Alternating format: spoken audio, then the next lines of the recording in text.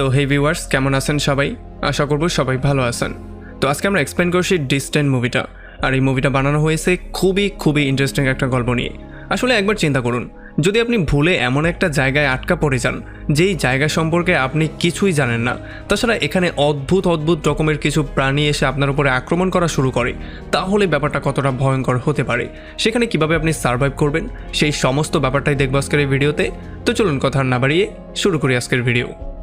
তো এই গল্পে শুরু হয় বোরাইলিস নামের একটা মাইনিং স্পেসশিপ থেকে, যেখানে আমরা দেখতে পারি কিছু শ্রমিক ক্রাইপডের মধ্যে শুয়ে এই ভ্রমণটা করছিল। আসলে ক্রাইপড হচ্ছে গিয়ে এমন একটা জিনিস যেটার মধ্যে আপনি যতদিন ঘুমিয়েই পার করেন না কেন, আপনার বয়সের উপরে এটার কোনো ছাপ পড়বে না, মানে আপনার বয়স বৃদ্ধি পাবে না। তবে তখনই হঠাৎ করে একটা অ্যাস্ট্রয়েড তার রাস্তা পরিবর্তন করে ফেলে, যেটা কিনা দ্রুত গতিতে এই স্পেসশিপের দিকে আসা শুরু করে। আর খুব শীঘ্রই আমরা দেখতে পারি এটা স্পেসশিপকে ধাক্কা দিয়ে পুরো গুঁড়ো করে ফেলে। আর তখন ক্রায়োপডগুলো নিজের সেফটির জন্য অটোমেটিকলি স্পেসশিপ থেকে আলাদা হয়ে এদিক সেদিক ছড়িয়ে পড়া শুরু করে। আর এটার মধ্যে যে এআই সিস্টেম ছিল, যেটার নাম ছিল লেনার্ডো, সেইটা সমস্ত এমপ্লয়ীদেরকে জাগানোর ট্রাই করা শুরু করে, যাতে করে তাদের সেফটির জন্য তারা কোনো পদক্ষেপ নিতে পারে। যখনই অ্যাস্ট্রয়েডটা এসে স্পেসশিপকে ধাক্কা মারে, তখনই অ্যান্ডি নামের একটা কর্মচারীর ঘুম ভেঙে যায়। তবে লিওনার্ডো তাকে শান্ত থাকার জন্য বলে, আর তার সেফটির জন্য সমস্ত পদক্ষেপ সে নেয়। এরপরই যখনই ক্রায়োপডটা স্পেসশিপ থেকে আলাদা হয়ে যায়, তখন আস্তে আস্তে করে সমস্ত ক্রায়োপডগুলো পাশেরই যেই প্ল্যানেটটা আছে সেইটার দিকে যাওয়া শুরু করে। তবে দুর্ভাগ্যবশত যখনই এগুলো এই প্ল্যানেটের গ্র্যাভিটির মধ্যে এন্টার করে, তখন এগুলোর মধ্যে আগুন লেগে যায়, অনেকগুলোই সেখানে ধ্বংস হয়ে যায়। আর তখন এদিকে অ্যান্ডির ক্রায়োপডটা কোনো রকমে আগুন থেকে নিজেকে সেফ তো করে ফেলে। তবে যখন সে ল্যান্ডিং করতে যাচ্ছিল, তখন তার স্পিড ছিল অনেক বেশি। এই জন্য একটু পরেই একটা পাহাড়ের সাথে তার ধাক্কা লাগার সম্ভাবনা হয়ে যায়। তবে ক্রায়োপডটা নিজেকে সেভ করার জন্য গোল ঘুরে কোনো রকমে নিজেকে সেখান থেকে বাঁচিয়ে ফেলে। তবে যদিও তার হয় একটা ক্রাশ ল্যান্ডিংই, কিন্তু কোনো রকমে অ্যান্ডি সেভ হয়ে যায়। এখন এই জন্য অ্যান্ডি এখানে বেহুশ হয়ে গিয়েছিল। তবে যখনই সে স্বপ্নের মধ্যে তার ফ্যামিলির পিকচারটা দেখতে পারে, তখন আবারও সে হুশে চলে আসে। আর সে দ্রুত চারপাশে চেক করা শুরু করে। তবে সে দেখতে পারে সে কোনো একটা পাহাড়ি অঞ্চলের মধ্যে আটকা পড়ে গেছে, আর চারপাশে ঘন কালো মেঘ ছিল। সে পটের এআই সিস্টেমের সাথেও কথাবার্তা বলার ট্রাই করে, তবে এতে করেও কোনো লাভ হয় না। আর এই সমস্ত ব্যাপারগুলোতে সে একটু বেশি প্যানিক হয়ে যায়। তবে তখন লিওনার্ড তাকে বলে দ্রুত এই পট থেকে বেরিয়ে যাওয়ার জন্য, আর নয়তোবা তার জীবনটাও ঝুঁকির মধ্যে পড়তে পারে, কারণ এখন মাটিগুলো কাঁপা শুরু করে দিয়েছে। কিন্তু এখানে সমস্যা ছিল, অ্যান্ডি কোনোভাবেই দরজাটা খুলতে পারছিল না। এই জন্য সে যখন সার্ভাইভাল কিট চেক করে, তখন সে এখানে একটা ফ্লায়ার গান পর্যন্ত পায় না। আসলে যেহেতু সে ছিল খুবই কম দামি একজন শ্রমিক, এই জন্য তার উপরে অত বেশি ফোকাসও তারা করেনি। তবে এরপরে এখানে কোনো রকমে খুঁজে সে একটা ফায়ার এক্সটিংগুইশার পেয়ে যায়, যেইটার মাথা দিয়ে পিটিয়ে সে কোনো রকমে এই দরজার গ্লাসটাকে ভেঙে ফেলে। তবে এরপরে যখনই সে বাইরে বের হওয়ার ট্রাই করছিল, তখন যেহেতু জমিটা কাঁপছিল, এই জন্য তার পটটা সেখানেই উল্টা হয়ে যায়। আর এই কাচের ধারালো জিনিসটার সাথে লেগে তার স্যুটটা পর্যন্ত লিক হয়ে যায়। তবে তখন আবার লিওনার্ড তাকে সাবধান করে দিয়ে বলে যে এই স্যুট ছাড়া তুমি বেশিক্ষণ এই গ্রহের মধ্যে টিকতে পারবে না। আর এটা শোনার পরে সে দ্রুত একটা স্পেশাল স্প্রের সাহায্যে তার স্যুটটাকে সেখানে আবারও সেলাই করে ফেলে। আর এরপরেই লিওনার্ড তাকে খবর দেয় যে তার পটের মধ্যে আগুন লেগেছে। এই জন্য অ্যান্ডি কোনো রকমে মাটির মধ্যে গর্ত করে হামাগুড়ি দিয়ে সেখান থেকে বাইরে বেরিয়ে চলে আসে। তবে সে আসার আগে মনে করে তার ছেলের শেষ খেলনাটা আনতে ভুলে না। এখন অজানা একটা বিশাল বড় গ্রহের মধ্যে অ্যান্ডি একাই আটকা পড়ে গিয়েছিল। সে বুঝতেই পারছিল না সে এখানে সার্ভাইভ কী করে করবে। তবে তখনই সে তাদের সেই স্পেসশিপটা দেখতে পারে, যেটা কিনা পড়তে এই গ্রহ পর্যন্ত চলে এসেছে। আর যখনই এইটা গ্রহের মধ্যে এসে পড়ে, তখন এখানে বিশাল বড় একটা ব্লাস্ট হয়ে যায়। যেই ব্লাস্টের জন্য এখানে এত ভয়ঙ্কর একটা বাতাসের সৃষ্টি হয়, যেই জন্য অ্যান্ডি অনেকটা দূরে গিয়ে ছিটকে পড়ে। তবে কোনো রকমে তার জীবনটা সেভ হয়ে যায়। তো এরপরে সে তার এআই সিস্টেম লিওনার্ডকে জিজ্ঞেস করে যে এখন সে কোথায় আছে। তখন লিওনার্ড তাকে বলে যে তুমি এমন একটা অপরিচিত গ্রহের মধ্যে আসো, যেটা সম্পর্কে মানুষের তেমন কোনো জ্ঞান নেই। আর তাছাড়া আমরা যেই লোকেশনের দিকে যাওয়ার ট্রাই করছিলাম, সেখানে আমরা পৌঁছাতে পারিনি। আর তুমি এখন একটা অপরিচিত গ্রহের মধ্যে আসো। তবে এটা শোনার পরেই অ্যান্ডির সামনে একটা আলো দেখতে পারে, আর এই জন্য সে সেই আলোটার দিকে যাওয়া শুরু করে। যদিও সে রাস্তায় তার সেই স্পেসশিপ বোরালিসটাকেও দেখতে পারে, যেটা কিনা এখন অনেকটাই বিধ্বস্ত হয়ে গেছে। তবে তবুও তাকে সামনে এগোতে হয়। একটু সামনে যাওয়ার পরে সে আরও একটা পট পেয়ে যায়। এই জন্য সে দৌড়ে সেখান থেকে অক্সিজেন ট্যাঙ্কটাকে বের করার ট্রাই করে, যাতে করে এইটার মাধ্যমে সে আরও বেশিক্ষণ জীবিত থাকতে পারে। তবে যখনই সে অক্সিজেন ট্যাঙ্কটা বের করার ট্রাই করছিল, তখন সেখানে একটা লাশ চলে আসে। আর এই লাশটা দেখার পরে তার অবস্থা আরও বেশি খারাপ হয়ে যায়। তবে তবুও কোনো রকমে সে জোর করে সেখান থেকে অক্সিজেন ট্যাঙ্কটা বাইরে বের করে নিয়ে আসে। তবে সে দেখতে পারে এইটার অবস্থাও পুরোপুরি খারাপ হয়ে গেছে, মানে এইটা এখন আর কোনো কাজেরই না। এই জন্য সে প্রচণ্ড হতাশা নিয়ে আবারও সেই লাইটগুলোর দিকে যাওয়া শুরু করে। তবে তার যাওয়ার পরে আমরা দেখতে পারি এই পথটার উপরে একটা ভয়ঙ্কর জন্তুর আঙ্গুলের চিহ্ন ছিল, যার মানে এটা আমরা ক্লিয়ারলি বুঝতে পারি যে এখানে অ্যান্ডি আসলে একা না, এখানে হয়তোবা আরও কোনো ভয়ঙ্কর কিছু আছে। এরপরে যখন অ্যান্ডি সেই লাইটের কাছে গিয়ে পৌঁছায় তখন এখানে সে আরও একটা শ্রমিককে পেয়ে যায় যার নাম ছিল ডুয়েন। আর যখন ডুয়েন অ্যান্ডিকে দেখতে পারে তখন সে অনেক বেশি হ্যাপি হয়ে যায়, কারণ সে এখানে নিজেকে একা মনে করে খুবই হতাশ হয়ে গিয়েছিল। তবে এরপরে আবার ডুয়ান এক্সপ্লেন করে অ্যান্ডিকে এটা বলে যে তাদের কোম্পানি আসলে টাকা বাঁচানোর জন্য শর্টকাট রাস্তা দিয়ে যাওয়ার ট্রাই করেছিল, তবে সেখানে অ্যাস্ট্রয়েড থাকার জন্য তাদের সাথে সংঘর্ষ হয়ে গিয়েছিল, যেই জন্যই তাদেরকে এখন এখানে ফাঁসতে হয়েছে। আর এখানে কথাবার্তার মধ্যে তারা এটাও জানতে পারে যে তাদের কাছে খাবার দাবারের মতো তেমন কোনো জিনিসই নেই, তারা এখানে চাইলেও বেশি দিন সার্ভাইভ করতে পারবে না। আসলে যেহেতু ডুয়েন এই স্পেসশিপের কমিউনিকেশন বিভাগের মধ্যে কাজ করত, এই জন্য সে এখন একটা কমিউনিকেশন ডিভাইসের সাহায্যে পৃথিবীতে যেই কোনো ওয়েতে একটা সিগন্যাল পাঠানোর ট্রাই করছিল, মানে এই সিগন্যালের মাধ্যমে সে সাহায্য চাওয়ার ট্রাই করছিল। এখানে ডুয়েন তাকে বলে যে যদি আমি সিগন্যালটা সঠিকভাবে পাঠিয়েও দেই তবুও এই সিগন্যালটা পৃথিবীতে পৌঁছাতে প্রায় 8 মাসের মতো সময় লাগবে, আর যদি তারা সবচেয়ে ফাস্ট রেস্কিউ টিমও আমাদের এখানে পাঠানোর ট্রাই করে তবুও এটা আসতে প্রায় 2 বছর সময় লাগবে। সো যদি আমাদেরকে জীবিত থাকতে হয় তাহলে আমাদেরকে আমাদের স্পেসশিপের অন্য যেই পার্টটা আছে সেটাকে এই প্ল্যানেটের মধ্যে যেই কোনো ওয়েতে খুঁজে বের করতে হবে, কারণ বাকি সময়টা আমরা সেখানেই পার করতে পারবো, কারণ সেখানেই আমাদের জন্য খাবার দাবার ও বাকি জিনিসপত্র আছে। তো এখন এই সমস্ত ব্যাপারগুলো শোনার পরে বেচারা অ্যান্ডির অবস্থা প্রচণ্ড খারাপ হয়ে গিয়েছিল, সে খুবই আপসেট হয়ে গিয়েছিল। তবে তখন ডুয়ান এসে তাকে একটু মোটিভেট করে আর তাকে নানান কথা বলে একটু সাহস দেওয়ার ট্রাই করে। তবে এরপরে যখনই অ্যান্ডি পেছন দিকে একটু যাওয়ার ট্রাই করছিল তখনই ডুয়ানের একটা তার তার পায়ে লেগে খুলে যায়, আর যখনই সে এই তারটাকে লাগানোর জন্য নিচু হয় তখন এক পলকের মধ্যেই একটা ভয়ঙ্কর জন্তু এসে ডুয়ানকে উঠিয়ে নিয়ে যায়। বেচারা অ্যান্ডি কিছু বুঝতেই পারে না যে এখানে কি হয়ে গেল, আর যখন সে তারটা লাগিয়ে পেছন দিকে ঘুরে তখন সে দেখতে পারে ডুয়ান এখানে নেই, ডুয়ান যেন কোথায় গায়েব হয়ে গেছে। সে তো বুঝতেই পারছিল না ডুয়ান কোথায় চলে গেছে, তবে তবুও সে কোনো রকমে পৃথিবীতে একটা সিগন্যাল পাঠিয়ে দেয়, আর এরপর সে ডুয়ানের সেই বন্দুকটা নিয়ে একাই বেরিয়ে পড়ে সেই স্পেসশিপটার অন্য পার্টটাকে খুঁজে বের করার জন্য। তো এরপরে কিছুটা দূরে যাওয়ার পরে অ্যান্ডির অক্সিজেন ট্যাঙ্ক পুরোপুরি খালি হওয়ার অবস্থা হয়ে যায়, মানে তার অক্সিজেন অল্প একটুই বাকি ছিল। তবে তবুও সে সাহস করে সামনের দিকে এগিয়েই যাচ্ছিল, কিন্তু একটু পরেই সে আরও একটা ভিন্ন আওয়াজ শুনতে পারে। আসলে এটা ছিল নায়োমি নামের একটা মেয়ের আওয়াজ, আর সে তাকে বলে যে আমার পাটা পটের নিচে আটকা পড়ে গেছে, সো প্লিজ আমাকে তুমি একটু সাহায্য করো। আর এরপর সে তাকে তার লোকেশনও পাঠিয়ে দেয়। তবে এই লোকেশন দেখার পরে লিওনার্ডো তাকে সাবধান করে দিয়ে বলে যে সে যেই লোকেশনটা দিয়েছে, মানে নায়োমি যেখানে আছে সেটা তার মতে খুবই ভয়ঙ্কর একটা এরিয়া, কারণ সেখানের অবস্থা প্রচণ্ড খারাপ হয়ে আছে, সেখানে চারপাশে তুমি ভালো করে কিছু দেখতেও পারবে না, আর তাছাড়া সেই জায়গাটা এতটাই দূরে যে সেখানে যেতে যেতে তোমার সমস্ত অক্সিজেন শেষ হয়ে যাবে। এই জন্য লিওনার্ডো তাকে পরামর্শ দিয়ে বলে যে তুমি দ্রুত সেই স্পেসশিপের দ্বিতীয় পার্টটা খুঁজে বের করার ট্রাই করো, আগে সেখানে গিয়ে তোমার অক্সিজেনকে রিফিল করে তারপর তুমি তাকে সাহায্য করার ট্রাই করো। তবে এদিক দিয়ে বারবার করে নায়োমিও চিল্লাচিল্লি করছিল, সে বারবার করে তার কাছে সাহায্য চাইছিল, আর সে তাকে বলছিল যে তার যেই ট্যাঙ্ক আছে সেটার মধ্যে তাদের দুজনের জন্যই অক্সিজেন রয়ে গেছে। এই জন্য ফাইনালি বেচারা অ্যান্ডিও রাজি হয়ে যায়, আর সে তাকে সাহায্য করার জন্য দৌড়ে যাওয়া শুরু করে। এখন এমন করেই কয়েক ঘন্টা হাঁটার পরে অ্যান্ডি দেখতে পারে তার চারপাশটা অন্ধকার হয়ে গেছে, কারণ এই জায়গাতে রাত হয়ে গিয়েছিল। এখন রাতের মধ্যে সে তো ভালো করে কিছু দেখতেই পারছিল না, তার উপরে আরও বড় সমস্যা ছিল তার কাছে অদ্ভুত কিছু মনে হচ্ছিল, তার কাছে মনে হচ্ছিল কেউ একজন তাকে ফলো করছে। এই জন্য সে লিওনার্ডকে অর্ডার করে দ্রুত এই জায়গাটাকে স্ক্যান করার জন্য। তবে আসলে লিওনার্ড ছিল খুবই পুরনো একটা এআই মডেল, যেটাকে কিনা কোম্পানির টাকা বাঁচানোর জন্য ইউজ করছিল, এই জন্য এই কাজটা এই এআই মডেল করতেই পারছিল না, আর এই জন্য বাধ্য হয়ে বেচারা অ্যান্ডিকে সামনের দিকেই আগানো শুরু করতে হয়। তবে তখন সে নায়োমির সাথে বিভিন্ন রকমের কথাবার্তা বলা শুরু করে, আর সে ডুয়ানের গায়েব হওয়া সম্পর্কেও তার সাথে শেয়ার করে। সে চিন্তা করছিল ডুয়ানকে কে গায়েব করেছে, আর তাছাড়া ডুয়ানের সাথে কী এমন হয়েছিল। তবে তখনই অন্ধকারের মধ্যে সে আবারও কিছু একটা ফিল করতে পারে, তার মনে হচ্ছিল কেউ তাকে ফলো করছে। আর যখন সে ভালো করে চারপাশটা চেক করে তখন এখানে সে অদ্ভুত রকমের কিছু পায়ের চিহ্ন পেয়ে যায়, আর এই পায়ের চিহ্নগুলোকে আস্তে আস্তে ফলো করতে করতে সে সোজা চলে আসে একটা গর্তের কাছে। আসলে এই গর্তটা পুরোপুরি মাকড়সার জাল দিয়ে কাভার করা ছিল, এই জন্য সে নায়োমিকে এই ব্যাপারটা জানায়। সে বলে যে হয়তোবা এখানে এলিয়েন মাকড়সা থাকলেও থাকতে পারে, এই জন্য সে দ্রুত সেখান থেকে চলে যাওয়া শুরু করে, কারণ সে বুঝতে পেরেছে তার উপরে যেই কোনো সময় আক্রমণ হতে পারে। তবে যখন সে সামনের দিকে এগোচ্ছিল তখন এই চারপাশটায় সে এইরকম মাকড়সার জাল দেখতে পাচ্ছিল। এখন যখন সে হাঁটতে হাঁটতে নায়োমির সঙ্গে কথাবার্তা বলছিল তখন নায়োমি তাকে জিজ্ঞেস করে যে তুমি এরকম ভয়ঙ্কর কাজ করার জন্য কেন রাজি হলে। আর তখনই অ্যান্ডির মনে পড়ে যায় তার ওয়াইফ আর তার ছেলের সাথে কাটানোর সুন্দর মুহূর্তগুলো। আর এরপর সে নায়োমিকে বলে যে আসলে আমার ওয়াইফ আর আমার ছেলে আমাকে ছেড়ে চলে গিয়েছিল, এই জন্য বাধ্য হয়ে আমার কাছে আর করার মতো কিছুই ছিল না, এই জন্যই এই কাজটা আমি চুজ করেছি।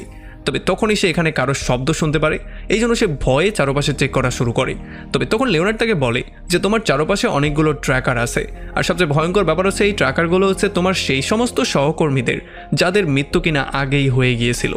আর এই জন্য অ্যান্ডি দ্রুত ট্র্যাকারের কাছে গিয়ে এখানে ফ্লায়ার গান দিয়ে একটা শ্যুট করে দেয়, যাতে করে এইটার আলোতে সে এখানে চারপাশটা ভালো করে দেখতে পারে। তবে এই ফ্লায়ার গানের আলোতে সে যেটা দেখতে পারে সেটা দেখার পরে অ্যান্ডির অবস্থা পুরোপুরি খারাপ হয়ে যায়। সে দেখতে পারে এখানে ভয়ঙ্কর রকমের বিশাল বড় বড় মাকড়সা ছিল, যাদের লেজগুলো কিনা ছিল ডাইনোসরের চেয়ে বড়, যেগুলো কিনা তাকে ধরার জন্য খুব দ্রুত তার দিকে এগোচ্ছিল। এই জন্য অ্যান্ডি সেখান থেকে দৌড়ে পালিয়ে যাওয়ার সিদ্ধান্ত নেয়। তবে মাকড়সাগুলো তাকে ফলো করে তার পেছনেই চলে আসে, আর অ্যান্ডিও দৌড়ে পালানো শুরু করে। তবে তখনই ভুল করে সে একটা গর্তের মধ্যে পড়ে যায়, আর এই বিশাল বড় গর্তটার মধ্যে পড়ার পরে কিভাবে যেন অ্যান্ডির সমস্ত কিছু ঠিকঠাক রয়ে যায়, আর সে জীবিতও রয়ে যায়। এই মাকড়সাটা দূর থেকে দাঁড়িয়ে বারবার করে চিৎকার করছিল, তবে কোনোভাবেই অ্যান্ডিকে ধরার জন্য নিচে লাফ দিচ্ছিল না। আর এই জন্য অ্যান্ডি নায়োমিকে এই মাকড়সার সম্পর্কে সমস্ত ব্যাপারগুলো বলে, আর এখান থেকে সে চলে যাওয়ার ট্রাই করে। আসলে যেই ট্র্যাকারগুলো সে দেখতে পাচ্ছিল সেগুলো ছিল তার সহকর্মীদের ট্র্যাকার, যাদেরকে কিনা এই মাকড়সা খেয়ে ফেলেছিল, যেই জন্য এখন তার পেটের মধ্য থেকে এই ট্র্যাকারগুলোর সিগন্যাল আসছে। এখন অ্যান্ডি দেখতে পারে খুবই দ্রুত গতিতে তার স্যুট থেকে অক্সিজেন লিক করছিল, এই জন্য সে সেই স্প্রের সাহায্যে আবারও তার অক্সিজেনটা ঠিক করে। আর এরপরে যখনই সে সামনের দিকে যাওয়ার ট্রাই করছিল তখনই সে ডুয়ানের শব্দ শুনতে পারে। আসলে ডুয়ান এখন পর্যন্ত জীবিত ছিল, আর সে তাদেরকে বলে যে এখন পর্যন্ত সে সেই মাকড়সাগুলোর সঙ্গে ফাইট করছে। এই জন্য নায়োমি তাকে বলে যাতে করে সে দ্রুত গিয়ে ডুয়ানকে সেভ করে। তবে এই পাহাড় থেকে নিচে গর্তের মধ্যে পড়ার জন্য এখন অ্যান্ডির জিপিএস সিস্টেমটা কাজ করা বন্ধ করে দিয়েছে। সে এখন কোনোভাবেই বুঝতে পারছে না ডুয়ান কোথায় আছে। এই জন্য নায়োমি নিজের জিপিএস ইউজ করে ডুয়ানের লোকেশনটা অ্যান্ডিকে দেয়, আর অ্যান্ডি সেটাকে ফলো করতে করতে সোজা চলে আসে ডুয়ানের কাছে। তবে এখানে আসার আগেই ডুয়ানকে চারপাশ থেকে এই সমস্ত মাকড়সাগুলো ঘিরে ধরেছিল। এখন ডুয়ান চিৎকার করে করে তাকে বলে যে তার কাছে একটা প্ল্যানিং আছে, তবে সেটাকে এক্সিকিউট করার আগেই একটা মাকড়সা এসে তার উপরে আক্রমণ করে দেয়। আর এটা দেখার পরে অ্যান্ডি দৌড়ে তার কাছ পর্যন্ত যাওয়ার ট্রাই করলেও সে ভয়ে একটা পটের পেছনে লুকিয়ে পড়ে। আর এই মাকড়সাটা খুবই ভয়ঙ্কর ওয়েতে ডুয়ানকে একেবারে ছিঁড়ে বিড়ে খেয়ে ফেলে। এখন যেহেতু অ্যান্ডিও এখানে লুকিয়েছিল, একটা মাকড়সা তারও স্মেল পেয়ে যায়, এই জন্য সে আস্তে আস্তে করে তাকেও ধরার জন্য চলে আসে। তবে তখন নায়োমি বুদ্ধি করে অন্য একটা পডের লাইট অন করে দেয়, যেই জন্য সেই মাকড়সাটা সেই পডের উপরে গিয়ে আক্রমণ করে দেয়। আর এই সুযোগে অ্যান্ডি অন্য একটা পডের মধ্যে লুকিয়ে পড়ে। তবে তখন সে দেখতে পারে সেখানেও একটা ভয়ঙ্কর লাশ ছিল, এই জন্য সে নায়োমিকে রিকোয়েস্ট করে যাতে করে তার পডের লাইটটাকে বন্ধ করে দেওয়া হয়। তবে নায়োমি একসাথে সমস্ত পডের লাইটগুলোকে অন করে দেয়, যেই জন্য এখানে মাকড়সাগুলো সমস্ত পডগুলোতে আক্রমণ করা শুরু করে, মানে তারা পাগলের মতো এদিক সেদিক ছোটাছুটি করা শুরু করে। আর এই সুযোগটা নিয়ে অ্যান্ডি কোনো রকমে সেখান থেকে পালিয়ে চলে আসে। তবে তবুও একটা মাকড়সা তাকে ফলো করে তাকে মারতে আসছিল। তবে অ্যান্ডিও দৌড়াতে দৌড়াতে এমন একটা জায়গায় চলে আসে যেখানে চারপাশে শুধু ধোঁয়া আর ধোঁয়া ছিল, এই জন্য মাকড়সারা ভয় পেয়ে সেখানেই দাঁড়া হয়ে যায়। আর অ্যান্ডি এই ধোঁয়ার মধ্যে কোনো একটা জায়গায় হারিয়ে যায়। অ্যান্ডি যখন সেখান থেকে দৌড়াচ্ছিল তখন সে প্রচণ্ড ভয় পেয়ে নায়োমিকে বারবার করে সেখান থেকে বের হওয়ার জন্য বলছিল, তবে নায়োমির পা এখন পর্যন্ত সেখানেই আটকা পড়েছিল। এই জন্য নায়োমি প্রচণ্ড ভয় পেয়ে যায় আর অ্যান্ডির সাথে উল্টাপাল্টা রকমের কথা বলা শুরু করে। এই জন্য অ্যান্ডি তাকে কুল ডাউন করার জন্য সে তাকে এখানে একটা গান গেয়ে শোনায়। আসলে পৃথিবীতে থাকতে সে তার ওয়াইফকে মাঝে মধ্যেই এই গানটা গেয়ে শোনাতো, আর এটা শোনার পরে নায়োমিও একটু কুল ডাউন হয়। আর তখন নায়োমিও তাকে ইনফরমেশন দিয়ে বলে দেয় যে আসলে ডুয়ানেরও মৃত্যু হয়ে গেছে, আর এখন এই পুরো পৃথিবীর মধ্যে যেই দুইজন মানুষ বেঁচে আছে তারা হচ্ছে আমি আর তুমি। এখন অ্যান্ডি যখন এখান দিয়ে হাঁটছিল তখন সে বারবার করে চিন্তা করছিল যে সেই মাকড়সাগুলো তাকে ফলো করা কেন বন্ধ করে দিল। আর এগুলো যখন সে চিন্তা করছিল তখনই তার সামনে এখানে কিছু জোনাকি পোকা চলে আসে, যেগুলো কিনা খুবই সুন্দর ছিল। আর যখনই সে এগুলোর দিকে তাকিয়েছিল তখন হঠাৎই জোনাকি পোকাগুলো রাগে লাল হয়ে যায়, আর তারা অ্যান্ডির উপরেই আক্রমণ করা শুরু করে। আর অ্যান্ডি কোনো রকমে তার জীবনটা নিয়ে সেখান থেকে দূরে চলে আসে। আর তখন নায়োমি তাকে বলে যে হয়তোবা এই জোনাকি পোকাগুলোকেই সেই মাকড়সাগুলো ভয় পায়, এই জন্য তারা আর এখানে আসেনি। তবে এই কথাবার্তার মধ্যেই হঠাৎই মাটির নিচ থেকে একটা বিশাল বড় জন্তুর মুখ বাইরে আসে, যেটা কিনা এক কামড়েই অ্যান্ডিকে গিলে ফেলে। আর যখন সে অ্যান্ডিকে পেটের মধ্যে নিচ্ছিল তখন অ্যান্ডির চোখের সামনে তার ছেলের পিকচারটা ভাসছিল। আর যখন সে তার পেটের মধ্যে চলে যায় তখন সে লিওনার্ডের কাছে বারবার করে সাহায্য চাওয়া শুরু করে। আর এই জানোয়ারের পেটের মধ্যের অংশটা দেখার পরে অ্যান্ডির মনে হচ্ছিল সে হয়তোবা এখানে বমি করেই মারা যাবে। তবে তখনই লিওনার্ড তাকে সেভ করার জন্য তার স্যুটের মধ্য থেকে বিষাক্ত একটা গ্যাস রিলিজ করে দেয়, যেই জন্য এই জন্তুটার পেটের মধ্যে জ্বালা পোড়া হওয়া শুরু হয়ে যায়। আর এই জন্য সে বমি করে তখনই অ্যান্ডিকে ছুঁড়ে ফেলে দেয়। আর যখন অ্যান্ডি সেখান থেকে দৌড়ে পালিয়ে যাওয়ার ট্রাই করছিল, তখন সে গুহার মতো একটা জায়গার মধ্যে পড়ে যায়, যেটার মধ্যে কিনা লক্ষ লক্ষ জোনাকি পোকা ছিল। আর যখন এই সমস্ত জোনাকি পোকা একসাথে তার উপর আক্রমণ করে দেয়, তখন সে কোনো রকমে গুহার অন্য সাইডটা থেকে বাইরে বেরিয়ে চলে আসে। আর যখনই সে বাইরে আসে, তখন আর জোনাকি পোকাগুলো তাকে ফলো করে না। এখন এই সমস্ত কিছু ফেস করতে গিয়ে তার অক্সিজেনের পরিমাণ অনেকটাই কমে যায়। তার ট্যাঙ্কের মধ্যে খুবই কম পরিমাণ অক্সিজেন ছিল। তবে তবুও সে স্পেসশিপের অন্য পার্টটাকে খোঁজার জায়গায় দৌড়ে চলে যায় নায়োমিকে সেভ করার জন্য। আর যতক্ষণে সে নায়োমির কাছে গিয়ে পৌঁছায়, ততক্ষণে তার অক্সিজেনের পরিমাণ একেবারেই শেষ হয়ে যায়। সে সেখানে বেহুশ হয়ে পড়েই যাচ্ছিল। তবে তখন নায়োমি দ্রুত তার পট থেকে তাকে অক্সিজেন দেয় আর তাকে দ্রুত পটের মধ্যে নিয়ে আসে। আর এরপরে সে নায়োমির পাটাকে সেই পট থেকে বাইরে বের করার ট্রাই করে। তবে তার শরীরের মধ্যে এতটাও শক্তি ছিল না যে সে এটাকে বের করতে পারত। এই জন্য সে কিছু জিনিসপত্রের সাহায্যে কোনো রকমের নায়োমির পাটাকে সেখান থেকে বের করে। আর এরপর তারা দুজন সেই পট থেকে বাইরেই চলে আসে। এরপর সে একটা লোহার টুকরা নায়োমির পায়ের সঙ্গে বেঁধে ফেলে, যাতে করে নায়োমি এটার সাপোর্ট নিয়ে একটু হাঁটতে পারে। এরপর তারা নায়োমির পট থেকে যত প্রয়োজনীয় জিনিসপত্র ছিল সেগুলো বের করে তাদের পকেটে ঢুকিয়ে ফেলে। তবে এরপরে নায়োমি তাকে থ্যাংক ইউ বলে, কারণ সে সেই স্পেসশিপটার অন্য টুকরোকে খুঁজে বের করার জায়গায় তার জীবনটা এসে সেভ করেছিল। আর যখন তারা কথাবার্তা বলছিল, তখনই তারা লক্ষ্য করে তাদের চারপাশে সেই মাকড়সাগুলো চলে এসেছে। এই জন্য তারা সেখান থেকে দৌড়ে পালিয়ে যাওয়ার ট্রাই করে, কিন্তু একটু দূরে যাওয়ার পরে তারা দুজনেই সেখানে পড়ে যায়। আর তখনই একটা মাকড়সা তাদের সামনে চলে আসে, যেটা কিনা তাদের উপরে আক্রমণ করতে ফুললি রেডি হয়েছিল। আর এই জন্য তার থেকে বাঁচার জন্য নায়োমি যখন তার ফ্লায়ার গান দিয়ে তার উপরে শ্যুট করে দেয়, তখন এই সমস্ত মাকড়সাগুলো সেই ফ্লায়ার গানের পেছনে দৌড়ানো শুরু করে। আর এই সুযোগটা নিয়ে তারা দুজন সেখান থেকে দৌড়ে পালিয়ে চলে আসে। তারা কোনো রকমে সেই শিপের দ্বিতীয় পার্টটাকে খুঁজে বের করেও ফেলে আর এটার মধ্যে চলেও আসে।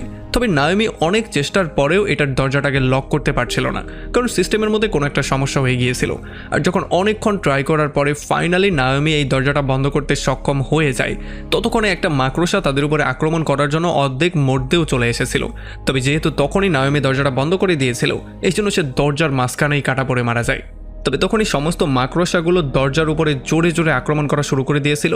এই জন্য তারা ভয় পেয়ে জাহাজের আরও মধ্যে চলে গিয়েছিল। এখানে আমরা জানতে পারি যে নায়োমি এই জাহাজটাকে খুব ভালো করেই চিনত। এই জন্য সে সামনে সামনে সমস্ত জায়গাগুলোতে যাচ্ছিল আর অ্যান্ডি শুধু তাকে ফলো করছিল, কারণ অ্যান্ডি এই জাহাজের কিছুই চিনত না। আর তখন তারা দেখতে পারে এখানে ইমার্জেন্সি লাইটগুলো জ্বলছে, যার মানে এই জাহাজের যেই ব্যাকআপ জেনারেটর আছে সেটা এখন পর্যন্ত রানিং ছিল। একটু খোঁজাখুঁজি করার পরে ফাইনালি তারা এমন একটা রুম পেয়ে যায়, যেই রুমের মধ্যে অক্সিজেন ছিল আর তাদের খাবার দাবার এবং প্রয়োজনীয় সমস্ত জিনিসপত্র ছিল। তবে যখনই তারা রুমটা খুলতে যায়, তখন তারা দেখতে পারে এখানে রক্ত পড়েছিল। এটা দেখার পরে তারা বুঝতে পারে যে একটা মাকড়সা হয়তোবা এই জাহাজের মধ্যে ঢুকে গিয়েছে। আর তখনই তাদের পেছন দিয়ে সেই মাকড়সাটা চলে আসে। এই জন্য তারা দ্রুত একটা জায়গায় লুকিয়ে পড়ে। আর তারা দেখতে পারে এই মাকড়সাটা এসে এখানে একটা ডিম পাড়ে, আর এই ডিমটাকে সে মাকড়সার জাল দিয়ে পেঁচিয়ে দেয়। এরপরে এই ডিমটার খাওয়ার জন্য সে এখানে একটা লাশ রেখে দিয়ে চলে যায়। আর এই সমস্ত ব্যাপারগুলো দেখার পরে অ্যান্ডি প্রচণ্ড ভয়ের মধ্যে পড়ে গিয়েছিল, তবে কোনো রকমে সে নিজেকে কন্ট্রোল করে রাখছিল। আর যেহেতু এই মাকড়সা বুঝতে পারেনি যে এখানে আরও দুইটা মানুষ আছে, এই জন্য সে সেখান থেকে চুপচাপ বেরিয়ে চলে যায়। এখন তাদের মনে হয়েছিল হয়তো তারা সেভ হয়ে গেছে, তবে তখনই অন্য একটা মাকড়সা এসে তাদের উপর আক্রমণ করে দেয়, যেই জন্য তাদেরকে তাড়াহুড়ো করে একটা রুমের মধ্যে ঢুকতে হয়। আর নায়োমি এই দরজাটাকে লক করে দেয়। এখন তাদের মনে হয়েছিল হয়তোবা এখন তারা সেভ হয়ে গেছে, তবে তখন নায়োমি তাকে বলে যে তারা তো ভুল করে বাইরেই বেরিয়ে চলে এসেছে। আর এটা শোনার পরে অ্যান্ডির মাথায় এত বেশি গরম হয়ে যায় যে সে একটা লোহার রড নিয়ে দরজাটার মধ্যে পেটানো শুরু করে। তবে আসলে এগুলো করে কোনো লাভই হচ্ছিল না। আর যেহেতু এই রুমটার মধ্যে অক্সিজেন ছিল, এই জন্য তারা দুজন হেলমেট খুলে ফেলে আর এখানে বসে কথাবার্তা বলা শুরু করে। অ্যান্ডি তার ওয়াইফ আর তার ছেলের ভিডিও নায়োমিকে দেখায়। আর এরপর সে এক্সপ্লেন করে বলে যে আসলে একদিন তার বার্থডে পার্টি থেকে যখন তারা তিনজন ব্যাক করছিল, তখন হঠাৎই তাদের একটা অ্যাক্সিডেন্ট হয়ে যায়, যেখানে তার ওয়াইফ আর ছেলের মৃত্যু তো হয়ে যায়, তবে কিভাবে যেন সে জীবিত রয়ে যায়। এই জন্য সে নিজেকে বারবার করে ব্লেম করা শুরু করে। আর সে বলে যে আমার বেঁচে থাকাটা কোনোভাবে ঠিকই ছিল না। তবে তখন আবার নায়োমি তাকে বুঝিয়ে বলার ট্রাই করে যে তুমি আমার জীবনটাকে সেভ করেছো, আর হয়তোবা এই জন্যই তোমাকে জীবিত রাখা হয়েছে, তোমার জীবিত থাকাটা ইম্পর্টেন্ট ছিল। আর নায়োমিও তাকে বলে যে আমার তো মানুষের উপর থেকে বিশ্বাসই উঠে গিয়েছিল, তবে তুমি আমাকে যেমন করে সেভ করেছো, তোমাকে দেখার পরে আমি আবারও বিশ্বাস ফিরে পেয়েছি। এইটা বলেই সে তাকে জড়িয়ে ধরে। তবে তখনই সে দেখতে পারে অ্যান্ডির স্যুটের মধ্যে কিছু জোনাকি পোকা কামড়ে বসেছিল। আর তখনই সেই মাকড়সাটার দরজা ভেঙে ভেতরে চলে আসে। আর যখনই সে তাদের উপর আক্রমণ করতে যাচ্ছিল তখন নায়োমি সেই জোনাকি পোকাগুলো নিয়ে সোজা সেই মাকড়সার দিকে ছুঁড়ে মারে, যে জন্য মাকড়সা ভয় পেয়ে সেখান থেকে পালিয়ে যাওয়া শুরু করে। আর এই সুযোগটা নিয়ে তারা সেখান থেকে বেরিয়ে যখনই চলে যাচ্ছিল তখন তারা কোনো রকমের নিচে পড়তে পড়তে বেঁচে যায়। তবে যখনই তারা পেছন দিকে তাকায় তখন তারা দেখতে পারে সেই মাকড়সাটা ভয়ঙ্কর স্পিডে তাদের দিকে আসছে। এই জন্য মাকড়সার থেকে বাঁচার জন্য তাদের সবাইকে নিচে পড়তে হয়। এরপরে যখনই মাকড়সা তাদেরকে মারার জন্য সামনের দিকে এগোচ্ছিল তখন অ্যান্ডি নিজেকে বাঁচানোর জন্য তার স্প্রেটা মাকড়সার মুখের মধ্যে মেরে দেয়। আর যখনই মাকড়সা এই স্প্রেটাকে চাবায় তখন সেখানে একটা ব্লাস্ট হয়ে যায়, যেই জন্য সে সেখানে পুরো হয়ে যায়। আর এই সুযোগটা নিয়ে তারা দুজন সেখান থেকে কোনো রকমে পালিয়ে চলে আসে। এখন অ্যান্ডি প্ল্যান করে এই মাকড়সাটাকে সে একটা পটের নিচে ফেলে মারবে।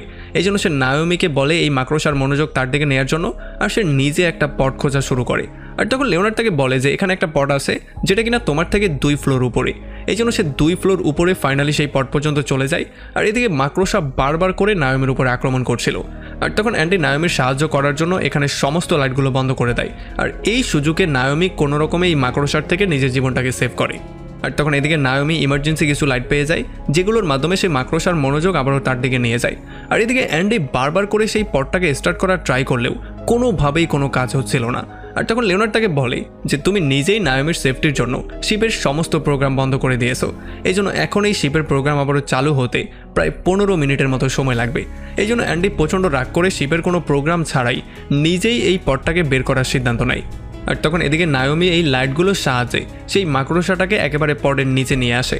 আর তখন এই পটটাকে চালু করার জন্য অ্যান্ডি তার স্যুটের সাথেই পটটাকে কানেক্ট করে দেয়। তবে তখন লিওনার্ড তাকে ওয়ার্নিং দিয়েও বলে যে যদি তুমি এমনটা করো তাহলে এআইয়ের মধ্যে শর্ট সার্কিট আসবে আর আমাদের এআইটা ডিস্ট্রয় হয়ে যেতে পারে, মানে তাহলে লিওনার্ড আর এখানে কখনোই থাকবে না তাকে সাহায্য করার জন্য। আর তাছাড়া এত উপর থেকে নিচে পড়ার জন্য তার নিজের জীবনটাও ঝুঁকির মধ্যে পড়তে পারে। তবে এগুলো জানার পরেও সে এটাকে স্টার্ট করে দেয়। আর যখনই পটটার নিচে পড়ে তখন এই মাকড়সাটার উপরে পড়ার জন্য সেই মাকড়সার সেখানেই মৃত্যু হয়ে যায়। তবে তখনই অ্যান্ডির চোখের সামনে তার ওয়াইফের অ্যাক্সিডেন্টের স্মৃতিটা চলে আসে, এই জন্য তার মনটা প্রচণ্ড খারাপ হয়ে যায়। তবে যেহেতু এত উপর থেকে সে এত জোরে পড়েছে এই জন্য সেই মাকড়সার সেখানে মৃত্যু তো হয়ে গেছে, তবে সে নিজেও সেখানে বেহুশ হয়ে গেছে। আর এই সমস্ত ব্যাপারগুলো দেখার পরে নায়োমি এই পটের পাশে এসে চিৎকার করে করে কান্নাকাটি করা শুরু করে, কারণ তার মনে হচ্ছিল হয়তো বা অ্যান্ডির মৃত্যু হয়ে গেছে। তবে তখনই অ্যান্ডি আবার হুঁচে চলে আসে। আর এটা দেখার পরে নায়োমি তাকে শক্ত করে জড়িয়ে ধরে। আর তখন এখানে সূর্যের আলো চলে আসে, মানে এখানে দিন হয়ে যায়। আর তখন তারা এই ব্যাপারটা বুঝতে পারে যে এখানে ভয়ঙ্কর কিছু জীবজন্তু তো অবশ্যই আছে, তবে এই প্ল্যানেটটা দেখতে অনেকটা সুন্দর। আর তখনই অ্যান্ডির এআই লিওনার্ডের শব্দ চলে আসে, যে কিনা তাকে বলে সে উল্টো আপডেটই হয়ে গেছে। আর এখানে সে তাদের মধ্যে কেমিস্ট্রি একটু বাড়ানোর জন্য এখানে একটা রোমান্টিক সংও প্লে করে দেয়। এরপর তারা দুজন একে অন্যের হাত চেপে ধরে আর ওয়েট করা শুরু করে ফিউচারের জন্য, কারণ এখানে তাদের একে অন্যের সাহায্য করা ছাড়া তাদের কাছে আর করার মতো কিছু ছিলও না। আর তাছাড়া পরবর্তী 2টা বছর যাবত তাদেরকে সাহায্য করার মতো কেউ এখানে আসবে না। আর এমন একটা ভয়ঙ্কর পয়েন্টে এই পুরো মুভিটা এখানেই শেষ হয়ে যায়। সো আপনি আমাকে কমেন্ট করে জানান যে আপনার কি মনে হয়, তারা কি আসলেই 2টা বছর সার্ভাইভ করতে পারবে, মানে তারা কি আবারও পৃথিবীতে ব্যাক করতে পারবে, সেটা অবশ্যই আমাকে কমেন্ট করে জানান। ভিডিও ভালো লাগলে অবশ্যই একটা লাইক করবেন, আর যদি এখনও আমাদের চ্যানেলটা সাবস্ক্রাইব করে না থাকেন তাহলে প্লিজ করে ফেলুন। তো আমাদের দেখা হবে অন্য কোনো ভিডিওতে অন্য কোনো একদিন। Till then, take care.